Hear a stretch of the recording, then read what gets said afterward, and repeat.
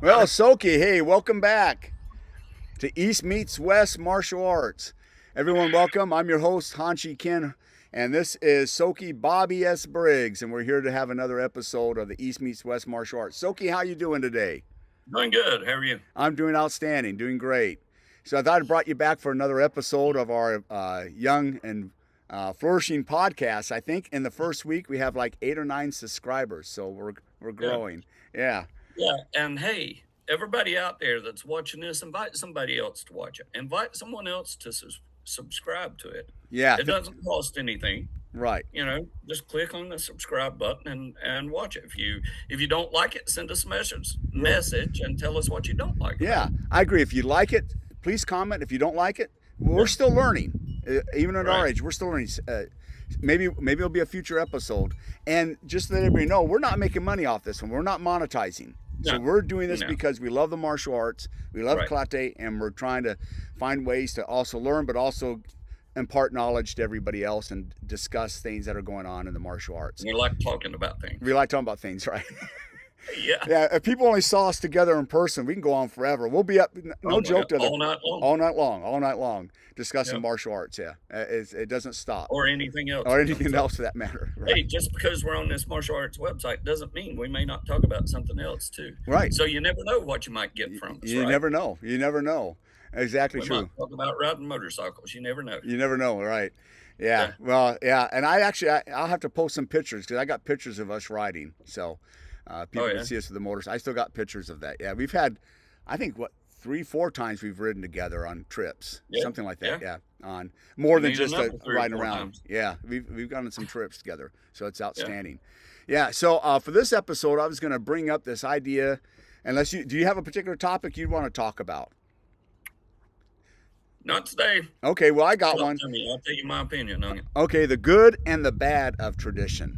The things that are positive about it and the things that can go sideways with it. Because I think there's a tension there of Mhm. tradition. And so I was going to get your opinion. What do you think are some of the good You're things? talking about traditional martial arts, right? Right, yes. Yep. So what you want opinion on? Well, what's your opinion on the good things about tradition and martial arts and then the things that are not so good? That could be Well, bad.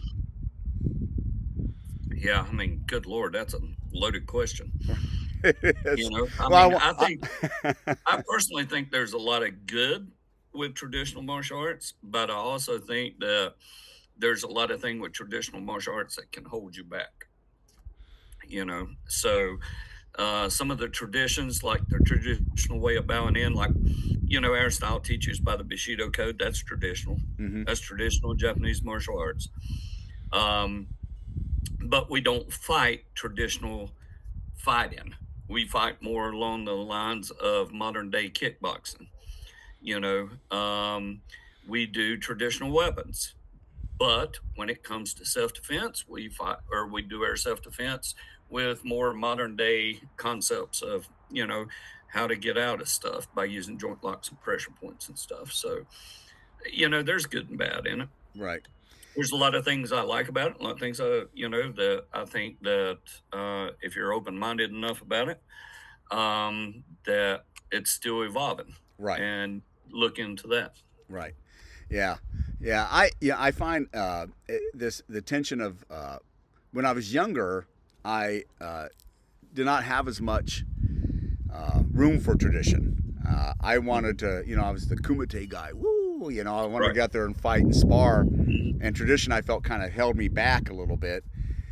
As I get older, I find I have a much more appreciation for tradition and what those things happen in my teens and 20s Hmm. bring back to me and fulfill me more, if that makes any sense. Because Agree 100%. I can't fight like I did when I was 25 or 30. Right. I think for a 61-year-old man, I'm still pretty darn good, but I can't be kumite guy anymore. That ship has sailed. I'm not at that age. I mean, I can still spar, but I can't enter a competition and fight full contact, and it's gone. There's as much as I like to believe I can still get out there and compete with the best of them. If I go against a 30-year-old self of me, I'm going to get waxed.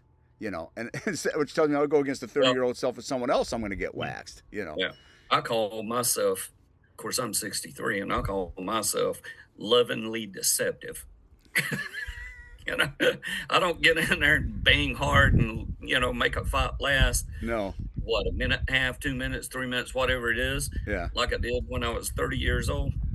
Now that I'm double that age at 63, I'm lovingly deceptive. I'm Yes. just going to do something hard and quick on you and get you out of commission real quick Real and go quick. about my business. Right. Yeah. Yeah. And I think as you get older, that you get a little wiser on how you have to do things. Oh, yeah. Yeah. Whether you're Yeah. sparring or if it turns out to be a real situation. But Right. I think Oh, I I was talking real situations, not sparring. yeah. Yeah. I don't try to kill everybody in the dojo In and the put them dojo. out of No. No. commission. No. You know. No. But I just there's certain things I can't do anymore. So tradition is I'm much more appreciative of the traditional aspects. And so while I was never a rude person, Christian, also military, you Mhm. learn the importance of respect. So I always held that part of tradition Mhm. important to me in karate, but I didn't hold the other things that important in tradition. And now I do. The Bushido code is much more. I've gone more in depth on what is Mhm. honor and how that should apply, and how can I apply that into my life. Not just read, the Right. verses per se of the Right. different ideas of compassion Mhm. and stuff. But this idea of actually what does it mean to have honor? What does it mean to have courage, heroism? Right. What does it mean to have justice? And sometimes you actually got to break that down and tell some of these younger people and even adults, Adult, yep, because some adults don't know it, but sometimes you got to break it down and tell them the true meaning. For instance, what does courage mean? What does it right. really mean? What does it really mean? Right, Because some people may not really know. So, right. And I've come to appreciate more of the aesthetics of tradition. mhm. If in my 20s and early 30s, you could just put me in a gym with some martial artists with target pads, a couple of heavy bags, and banana bags. I could throw on some shorts and a t-shirt, and to me, that was a great workout. Oh yeah. Bow and let's go bang. It's bonk.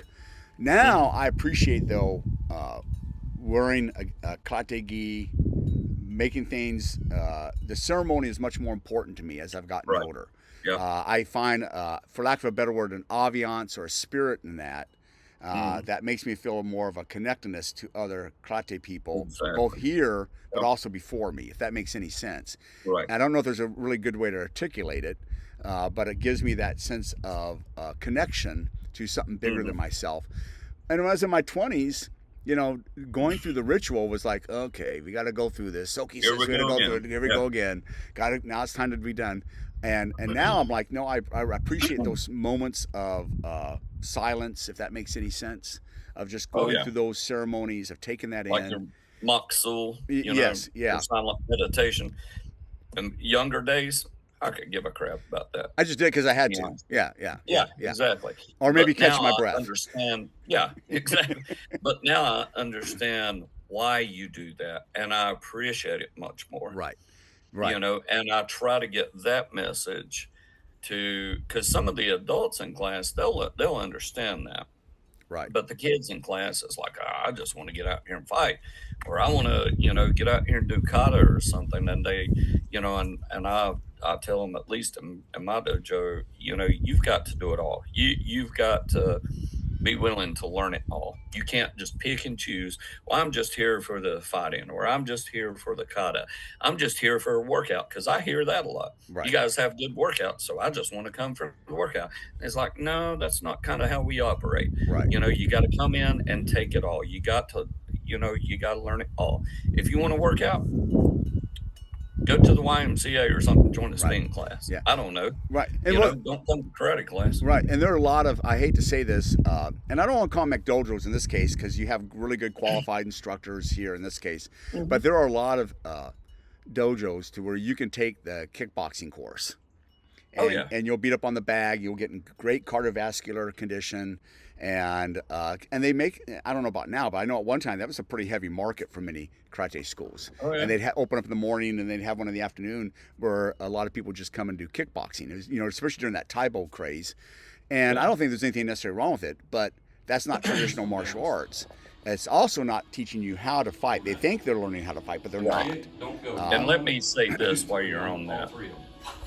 I don't care even if you teach kickboxing, you still need to be certified at that. You need to have some kind of certificate because if somebody gets hurt in your class, Right. guess what? They're going to ask you in court because I've seen that stuff Yeah. happen. I've firsthand seen that stuff happen, and I'm not going to say who it is, but I know a handful of places within driving distance of where we live right now. Just all of a sudden, this dojo or this gym's teaching kickboxing. Right. And I know one place in particular where they say, "Oh, we do aerobic kickboxing." Well, only thing you're doing is like step dancing, Right. trying to get a workout in. That's all aerobic because you're not getting hit back. And then Right. the other places like, "Oh yeah, we do kickboxing," and you go in there and it's like, and you talk to them or ask them about it. Who was your instructor? What's your background in kickboxing? And they don't have it. It's just something they decided to Right. develop. They have a You know, black belt in some form of karate, and they decided we do right, kickboxing. And the right. problem with that, I've known a lot of schools like that. I don't want to say any names that where they've done that. Is that aerobic kickboxing or kickboxing training doesn't Hmm. teach you certain things about and these I think four are really important. What you do is you're hitting pads all the time. You're kicking pads hard, Right. and that's a good workout, and it's a good way to test your power and speed. But it doesn't Hmm. test it. This is my view. But these are the most important, and the first two are more important than the second two, and that is timing and precision first. Right. It doesn't teach you timing and precision. You Well, can't it time and doesn't teach you precision how a to take bag. a punch either. No, it doesn't, and you can't teach timing and precision on a bag or No, mats. no. Because the human body is different, and you get timing and precision by sparring. Now, Right. it doesn't have to be hard sparring, but you get it Mhm. by certain step sparring, learning how to Right. move in and out, bridge that gap, disconnect that gap, move to the angle, hit certain points, and then you can learn speed and power on a bag, but you don't learn how to deliver Right. that with timing and precision through aerobic kickboxing. Yeah. And I so, totally agree with you. I see a lot of martial arts dojos that does exactly what you're talking about. They'll have a ton of wave masters or bobs or whatever inside right, their dojo. And you talk to some of the students there because I've done this before, and they'll be like, "Oh yeah, we don't actually spar. We don't beat up on each other. We hit the bags and all this other stuff." And oh, this guy can hit this bag so good. He's quick with his feet or he's quick with his hands, and he's got this much power.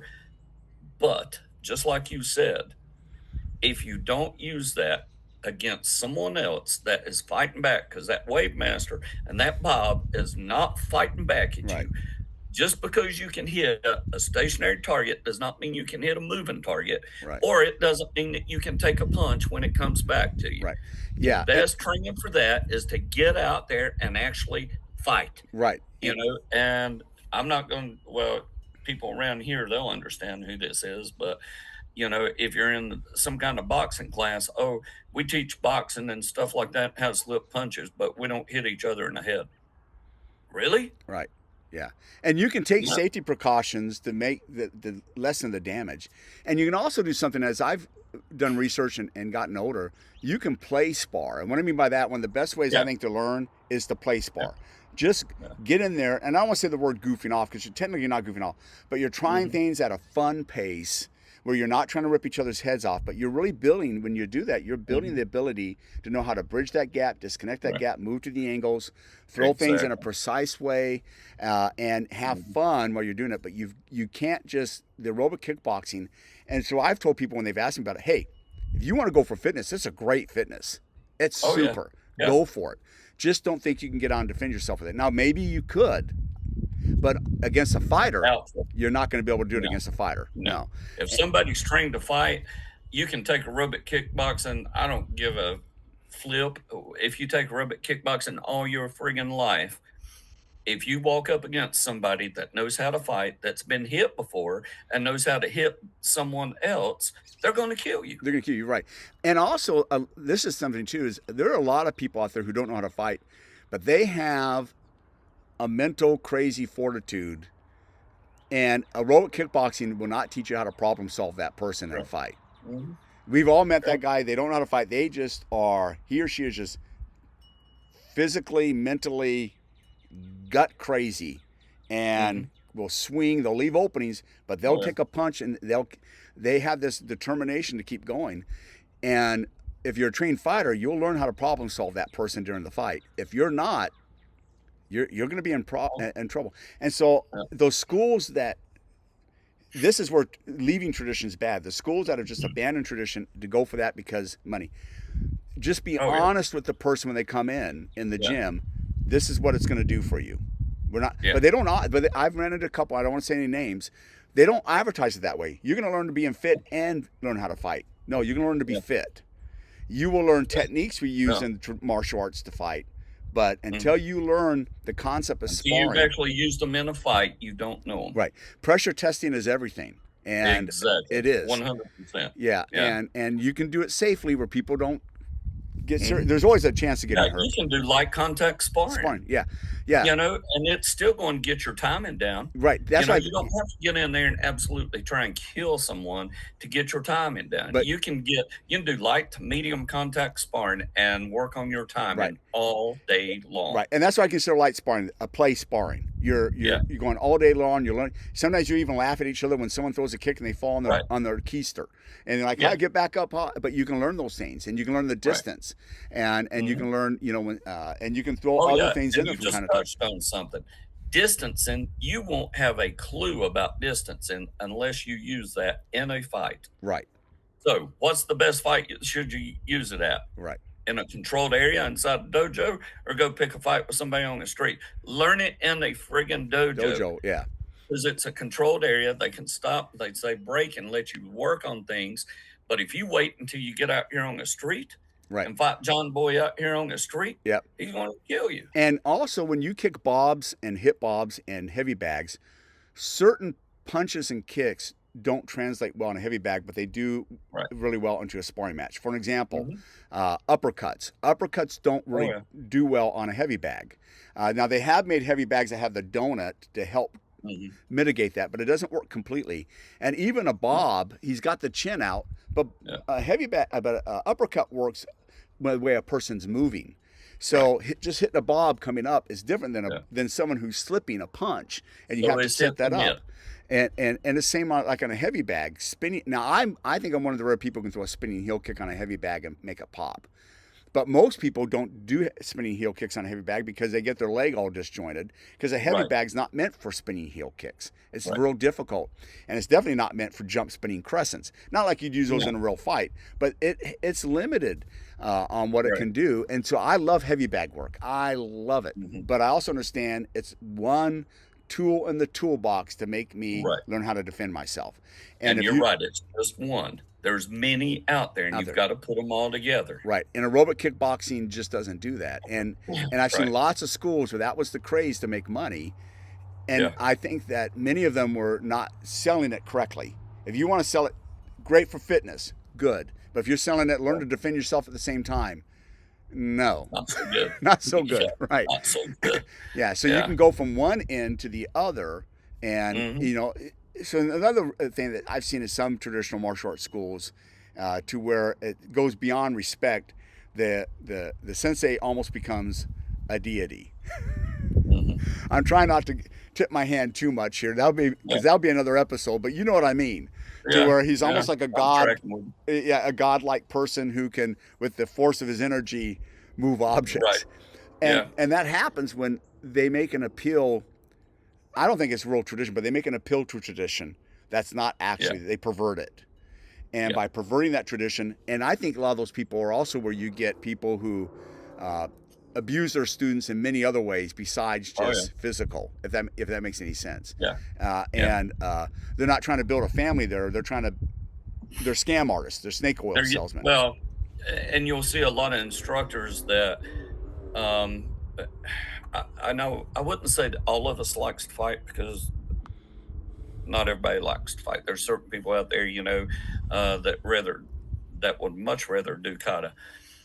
But you'll see a lot of instructors that does like to fight, and they use their students as punching bags. Bunch of extra. Well, And you don't teach them anything. You might teach them how to take a punch, but you're killing them trying to teach them how to take a punch. You're just in there to try and make yourself look better, right, and not trying to make your students better. right, And over the years, I try to work man, because I feel like it's my job to make, if my students are going to come in and pay me, or if the parents are going to pay me, whatever the case may be, to teach someone, it's my job to make them better, not to make me better. I Right. know what I'm talking Right. about. So I'm here for you to teach you something. Right. And sometimes you can't fight them and teach them at the same time. You got to watch them fight someone else. Right. But then there's other times maybe when you need to have that bird's eye view, if you will, by fighting them yourself Self. Right. and seeing where the disconnect is. Right. But I'm not in there to practice my fighting with you. If you're a student, I'm in there to try and make you better. Right. If I Right. want to make myself better, I need a good workout partner, Right. and I need to do it by myself with my workout partner Right. some Right. other time besides in the dojo. Exactly. Well, it's like You when know, we trained together. You know, it when we were making ourselves better, we'd send everybody else home, and you just yeah. beat me up. Well, we would have class and make them better. Right. Exactly. You know, And and then then after that was over with, they'd leave, and then you and I would make each other better by beating the oh, you living beat crap me out up. of each other. You know, so, I got dumber, that's for sure, because I lost some brain cells. But no, but yeah, exactly right. sometimes, You know, for the junior belts, we're trying to make them better. It's not about yeah, us wiping the walls with them. And sometimes it's sparring, but sometimes it's breaking each thing down. You mentioned something earlier, and I was thinking about it, lost it, and it came back about some of these people who want to hit up on their students. He is one of the nicest guys in the world. I'm still in contact with him today. A student, his name is Rodney. I won't give his last name. I don't want people finding out who he is and finding him and, sending him messages. But he is one of the nicest people in the world. He has got a heart of gold for everybody. He's a big guy. I don't know what his weight is now, but he's like a good 240. I mean, he's a big guy, and strong fella. But he's a teddy bear. And he told me he was when he was living in Big Spring, I think it was. This is when he came to my dojo, that he had taken from an instructor who was teaching Ishinru plus like an MMA thing, and bonding stuff together just to make money. right. But you're talking about how these people aren't certified and Yeah. how they beat up. And this guy would actually have him like hang on a, I can't remember what it was, but like, you hang on like a bar or whatever. I'd have to get him to tell me again. And then just would hit on the students, including the What? head, right? Oh my god. But they would be like, they couldn't get away. They're like tied, almost like a weird sadomasochist thing. And then he would put gloves on and hit him in the face, and then take bare knuckle and hit him in the body. Well, the head is not meant. You can't condition the head. You can condition the mind where it says the head's not going to hurt me, but he would just hit on them.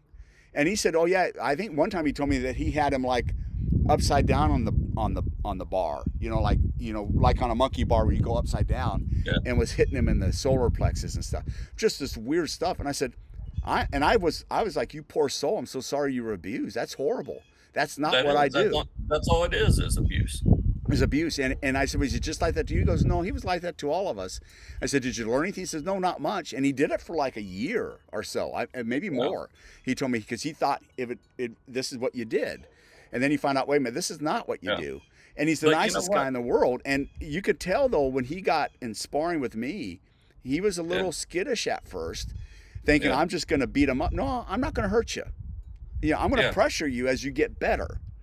But Only way I'm going to hurt a student is if you come at me like you're trying to hurt me. right, yes. Then I'm going to teach you a lesson Then real I'm quick. just right. And I've had to You do know, that a couple but times. it's yeah, we all have. Even to a couple You of my know, black belts, when before they became black belts, they were kind of getting good, and they're thinking, "Oh, okay, yeah, I can take the yeah, old man," and then yeah. Because I okay, always tell everybody, I will fight you the way you fight fight me. me. Right, If you fight me like you're going to try and kill me, guess what? I'm going to teach you a lesson. right, If you want to fight me with a little bit of control, I'll teach you right, how to get better. right. Don't come Exactly. at me like you're trying to kill me with blood in your eyes and expect me to stand there and take it, because I'm not going to take that. I'm I'm not going going to wear to. your ass out. Oh yeah, exactly. You Yeah, know? but it's just amazing that there's people out there who did this, and this guy was running a school in this city, and Here's the thing. he went to him for a long time. For I think he said a year, and then he finally was kind of waking up. Like, this is Yeah. more like cult-like behavior Yeah. at this But point. traditional karate, because we're talking about traditional and modern day karate, traditional karate has katas for that, but it's done in the correct way, like San Right, Chen, right, Zan Chen. You remember Zan right. Chen, used to wail on me when we were doing Those demos demos. for what was The those? dare stuff. Yeah, Sea Park, and Sea Park, I yeah. think, or maybe it wasn't Sea Park, whatever those schools were in the Philippines. Right. And we'd do those demos, and I'd do that Zen Chin Kata while you kicked on me. But, because that's a tension kata, and you're supposed to tense up, and not let anything break your Concentration. spirit, Right. you know, Yeah. mind, body, and spirit, Right. but that's a traditional way of hardening up and practicing for that. This crap about hanging off of monkey bars and letting somebody just well on you, Yeah. He told me that that reminds story. me of that reminds me of I was like, oh no, don't was worry. it Van Damme that what movie was it with Oh Van Damme? yes. Is it Kickboxer?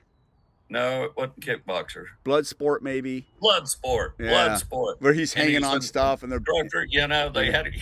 had him look like a sadomasochist, some Yeah. kind of, and had him, and just try and stretch him out. That Yeah. man, He that's Hollywood. that's That's not Hollywood stuff. that's Hollywood Stay stuff. away from that Well, stuff. and I remember when Rodney told me it was pretty quick in it when he joined. I mean, he had already known me beforehand a little bit. It was we were weightlifting together, but he wanted to take it, but he was apprehensive a little bit because of his I don't blame past. him I don't blame him. No, and it's because he's just been abused.